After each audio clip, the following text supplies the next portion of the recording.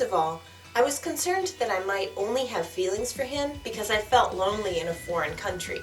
However, as I mentioned in a previous video, I worked that out with my little test, and after that we threw caution to the wind. Sort of. I felt like it was within God's plan, and I just trusted that everything would work out as long as I kept trusting in God. As Junsok says, it was destiny. I did pray a lot.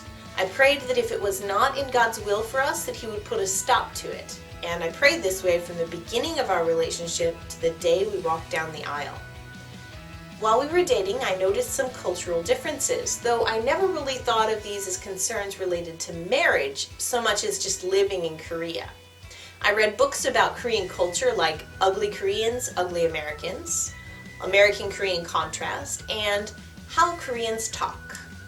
I also practiced Korean and learned about cultural differences by watching 미녀들의 수다 on TV, which was a Korean program where a panel of foreign women from all over the world had Korean discussions about cultural differences.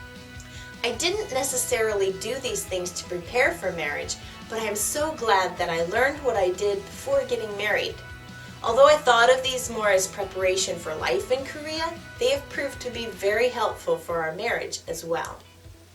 Learning Korean was probably one of the best things I ever did for our relationship.